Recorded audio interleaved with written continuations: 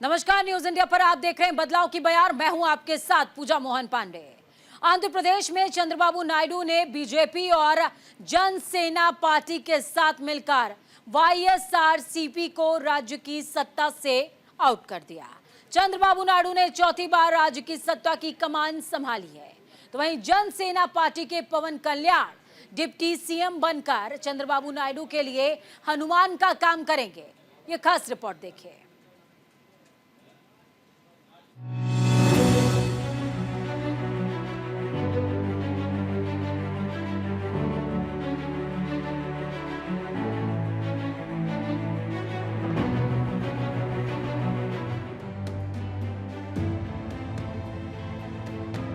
साल 2024 बीजेपी के लिहाज से भले ही थोड़ा फीका रहा हो, लेकिन एनडीए के लिए गोल्डन ईयर साबित हुआ है।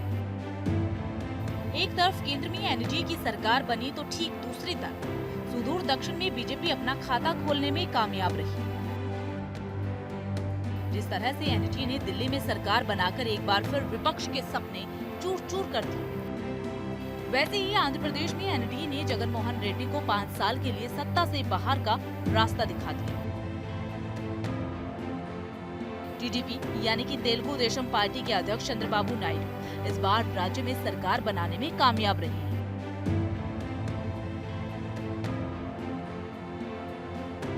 चंद्रबाबू नायडू चौथी बार राज्य के मुख्यमंत्री बने। पीएम नरेंद्र मोदी की मौजूदगी में चंद्रबाबू नायडू ने आंध्र प्रदेश के मुख्यमंत्री पद की शपथ ली है।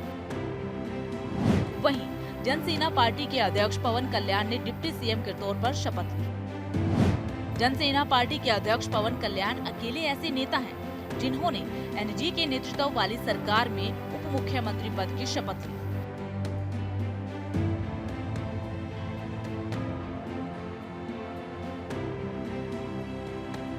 चंद्रबाबू नायडू और पवन कल्याण के साथ ही 25 और मंत्रियों ने भी शपथ ली है। आंध्र प्रदेश के राज्यपाल एस अब्दुल नजीर ने 74 साल की चंद्रबाबू नायडू को सीएम पद और गोपनीयता की शपथ दिलाई। शपथ ग्रहण समारोह में प्रधानमंत्री नरेंद्र मोदी, केंद्रीय गृह मंत्री अमित शाह, स्वास्थ्य मंत्री जेपी नड्डा समेत कई दिग्गज मौजूद रहे। शपथ ग्रहण समारोह से पहले ही अमरावती में अमित शाह और जेपी नड्डा के साथ बैठक के बाद चंद्रबाबू नायडू ने अपने मंत्री परिषद को भी अंतिम रूप दिया था। मंत्री परिषद में चंद्रबाबू नायडू के बेटे और टीडीपी महासचिव नारा लोकेश, टीडीपी की आंध्र प्रदेश इकाई के अध्यक्ष के अन्ना नायडू और जनसेना पार्टी की राजनीतिक मामलों की समिति के अध्यक्ष नांदेन दला मनोहर शामिल रहे। बता दें कि आंध्र प्रदेश में लोकसभा चुनाव के साथ साथ हुए विधानसभा चुनाव में एनडीए के तहत टीडीपी, बीजेपी और जनसेना पार्टी के साथ चुनाव लड़ा था। वहीं वाईएसआरसीपी के अध्यक्ष जगनमोहन रेड्डी ने अकेले ही एनडीए के खिलाफ चुनाव लड़ा।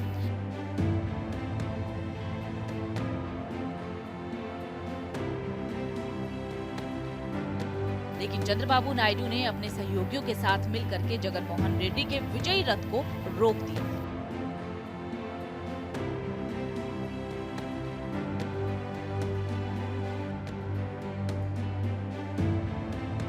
बीजेपी की तरफ से सत्य कुमार यादव ने मंत्री के रूप में शपथ ली है, जबकि जनसेना पार्टी की तरफ से वन कल्याण, नांदेन दला मनोहर और कुंदला दुर्गेश ने शपथ ली है। बता दें कि इस बार चंद्रबाबू नायडू के मंत्रिमंडल में 17 नए चेहरों को शामिल किया गया है, जबकि 7 पुराने चेहरों को जगह दी गई है, जो पहले भी मंत्री रह चुके हैं। टीडीपी प्रमुख चंद्रबाबू नायडू ने इस बार एक पद खाली रखा। इसके साथ ही चंद्रबाबू नायडू के मंत्रिमंडल में 3 महिलाओं को भी जगह मिली है और मात्र एक मुस्लिम चेहरे को जगह मिली है। एन मोहम्मद फारूक को मंत्रिमंडल में शामिल किया गया।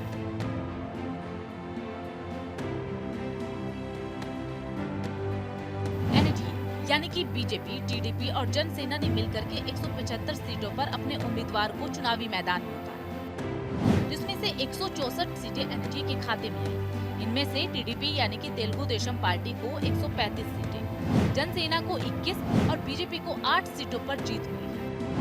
हालांकि जगनमोहन रेड्डी अकेले चुनावी मैदान में थे और जगनमोहन रेड्डी 11 सीट जीतने में कामयाब रहे। जनसेना पार्टी ने 25 सीटों पर इस बार चुनाव लड़ा। इसमें से 21 सीटें जनता ने उनकी झोली में डाली। जिस तरह से आंध्र प्रदेश की जनता ने इस बार के विधानसभा चुनाव में एनडीए के उम्मीदवार पर अपना प्यार लुटाया और उनके हाथों में राज्य की सत्ता की बागडोर थी। केंद्र में भी बीजेपी के हाथों में सत्ता की बागडोर है, तो वहीं आंध्र प्रदेश में टीडीपी के मुखिया चंद्रबाबू नायडू के हाथों में बागडोर है। यानी इस बार केंद्र और आंध्र प्रदेश की सरकार ऐसे सियासी धागे में बंधी है कि अगर एक छोर पर कुछ भी होता है, उसका सीधा असर दूसरे छोर पर भी देखने को मिलेगा।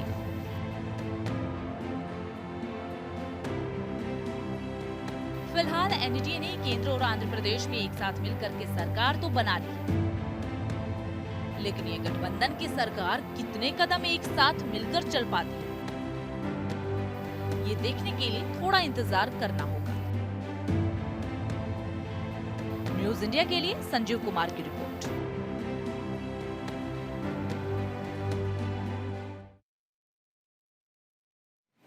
तो बदलाव की बयार है और आंध्रा में चंद्रबाबू नायडू की सरकार है, जिसमें सहभागिता लगभग सभी को देने की कोशिश की गई है।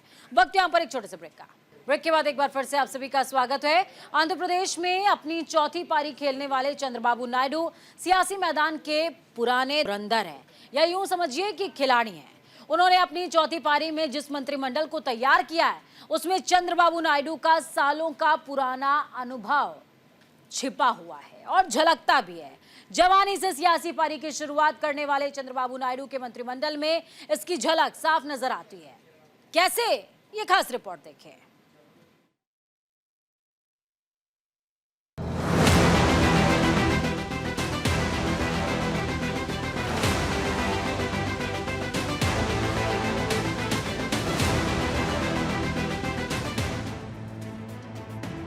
आंध्र प्रदेश में टीडीपी के चीफ एन चंद्रबाबू नायडू ने चौथी बार मुख्यमंत्री पद की शपथ ली। उनके साथ 24 और मंत्रियों ने भी पद की गोपनीयता की शपथ ली। चंद्रबाबू नायडू ने जनसेना पार्टी के अध्यक्ष पवन कल्याण को डिप्टी सीएम का पद देकर राज्य में चौथी पारी की शुरुआत की है। इसके साथ ही 17 नए चेहरों को भी सीएम चंद्रबाबू नायडू ने अपने मंत्रिमंडल में जगह दी है। मंत्रिमंडल में किसे मिली जगह? जनसेना पार्टी के 3 विधायक बने। बीजेपी के 1 विधायक को चंद्रबाबू नायडू ने जगह दी। टीडीपी के 20 विधायकों ने मंत्री पद की शपथ ली। खास बात यह है कि आंध्र प्रदेश की एनडीए सरकार में टीडीपी कोटे से एक मुस्लिम विधायक को भी मंत्रिमंडल में शामिल किया गया है। बीजेपी की तरफ से सत्य कुमार यादव मंत्री के रूप में शपथ ली, जबकि जनसेना पार्टी की तरफ से पवन कल्याण, नांदीधला मनोहर और कुंतला दुर्गेश ने शपथ ली। टीडीपी प्रमुख चंद्रबाबू नायडू ने इस बार एक पद खाली रखा है। इसके साथ ही मंत्रिमंडल में 3 महिलाओं को भी मंत्रिपरिषद में जगह दी है। वहीं एन मोहम्मद फारूक मंत्रिमंडल में एकमात्र मुस्लिम चेहरा है। चंद्रबाबू नायडू के मंत्रिमंडल पर जाति के हिसाब से नजर डालें तो इस मंत्रिमंडल में पिछड़ा वर्ग से 8, अनुसूचित जाति से 3 और अनुसूचित जनजाति से 1 व्यक्ति को शामिल किया गया है। इसके साथ ही कम्मा और कापू समुदायों से 4 मंत्री बनाए गए हैं। रेड्डी से 3 और वैश्य समुदाय से 1 को मंत्रिमंडल में जगह मिली है। चंद्रबाबू नायडू कम्मा समुदाय से आते हैं, जबकि पवन कल्याण कापू समुदाय से हैं। बता दें कि आंध्र प्रदेश विधानसभा में एनडीए ने एक तरफा जीत दर्ज की है, जिसके बाद एनडीए ने चंद्रबाबू नायडू को विधायक दल का नेता चुना और चौथी बार आंध्र प्रदेश के सीएम बने। इससे पहले तेलुगु देशम पार्टी के अध्यक्ष चंद्रबाबू नायडू 3 बार मुख्यमंत्री पद की शपथ ले चुके हैं। 1995 में पहली बार मुख्यमंत्री बने, उस समय उनकी उम्र 45 साल थी। उसके बाद जो पारी उन्होंने 1995 में शुरू की, वो 2004 में खत्म हुई, यानी 2 बार लगातार मुख्यमंत्री पद पर रहे। उसके बाद 2014 में तीसरी बार राज्य की सत्ता पर काबिज हुए और 2019 तक राज्य की बागडोर संभाली और अब 2024 में चौथी बार चंद्रबाबू नायडू ने आंध्र प्रदेश की जिम्मेदारी अपने कंधों पर ले ली है।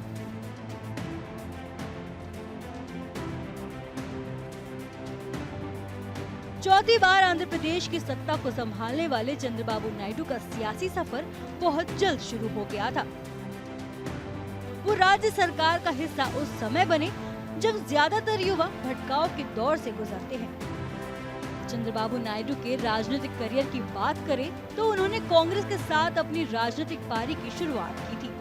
उन्होंने 1978 में अपना पहला चुनाव जीता और विधायक बने।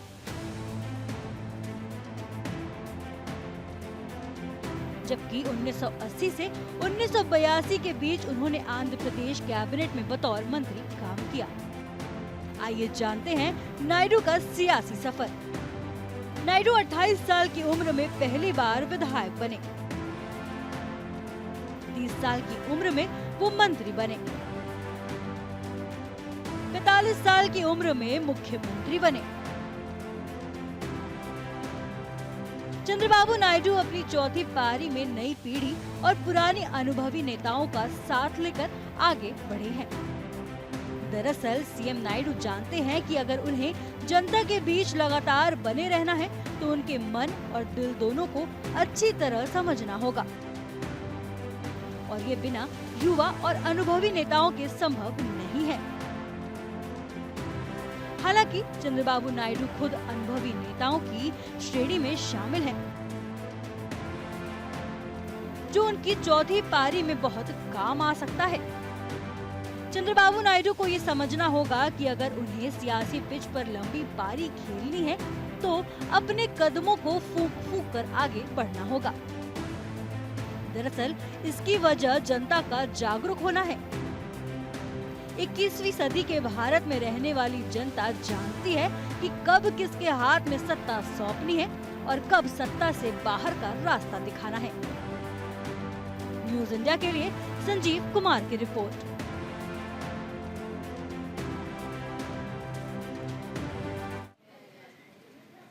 इस बार केंद्र में भले ही बीजेपी की लहर न चली हो, लेकिन ओडिशा में बीजेपी की लहर ने बीजेडी पर ऐसा कहर ढाया कि 24 साल से सत्ता में बैठे नवीन पटनायक एक झटके में सूबे की सत्ता से बाहर हो गए।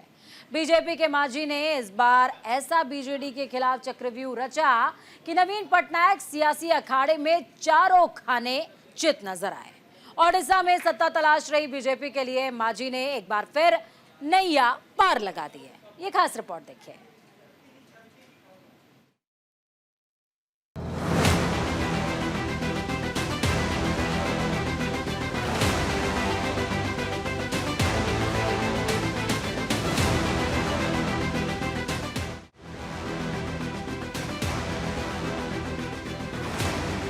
चुनाव प्रचार के दौरान जो आह्वान प्रधानमंत्री नरेंद्र मोदी ने उड़ीसा की जनता से किया था, उसे उड़ीसा की जनता ने गंभीरता से लिया और बीजेपी को प्रचंड जीत देकर राज्य में कमल खिला दिया है।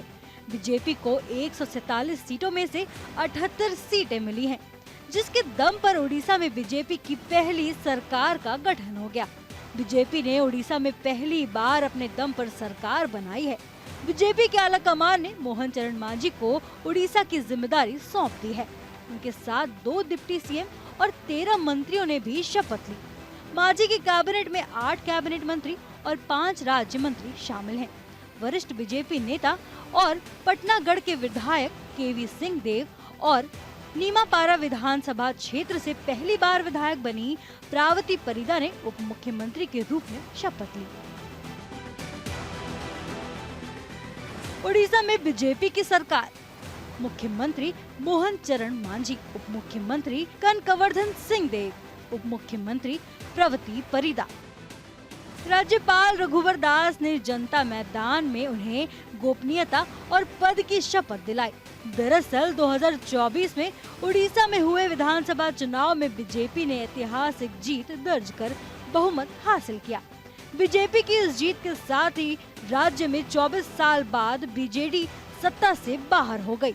नवीन पटनायक की बात करें तो वो 2000 से 2024 तक लगातार राज्य के मुख्यमंत्री रहे। वो इस पद पर 24 साल और 98 दिन तक रहे। अब प्रदेश में पहली बार बीजेपी सरकार बनने पर मांझी मुख्यमंत्री बने हैं। बता दें कि ये पहली बार है कि जब पूर्वी राज्य में बीजेपी की सरकार बनी है। क्यूझर सीट से 4 बार के विधायक मोहन मांझी उड़ीसा में आदिवासियों की बुलंद आवाज हैं। 147 सीटों वाली विधानसभा में इस बार बीजेपी को 78, बीजेडी को 51, कांग्रेस को 14, सीपीएम को 1 और अन्य को 3 सीट मिली है।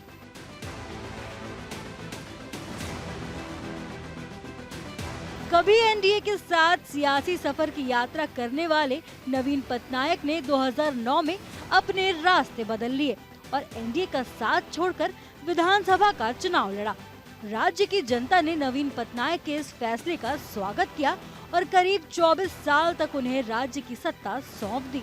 नवीन पटनायक ने अपने दम पर राज्य में सरकार चलाई, लेकिन इस बार राज्य की जनता ने राज्य की सत्ता की कुर्सी नवीन पटनायक से छीनकर बीजेपी को सौंप दी और इसी के साथ ही देश के पूर्वी हिस्से में बीजेपी का खाता खुल गया है। इस मौके पर प्रधानमंत्री नरेंद्र मोदी समेत बीजेपी के तमाम दिग्गज नेता उड़ीसा में मोहन चरण मांझी के शपथ ग्रहण समारोह में शामिल हुए। राज्य के पूर्व सीएम नवीन पटनायक भी इस पल के साक्षी बने। बताते चले कि संथाल जनजाति से ताल्लुक रखने वाले 52 साल के मोहन चरण मांझी ने बीजेडी की मीना मांझी को 11,577 वोटों से हराकर सीट बरकरार रखी। मोहन चरण मांझी की इस जीत के साथ ही बीजेपी का खाता उड़ीसा में खुल गया है, लेकिन सीएम मोहन कब तक जनता के मन को मोह कर रख पाते हैं, ये वक्त और राज्य की जनता तय करेगी। न्यूज इंडिया के लिए संजीव कुमार की रिपोर्ट। तो बदलाव की बयार में आज के लिए फिलहाल इतना ही। देखते रहिए न्यूज इंडिया ताजा तरीन खबरों के लिए।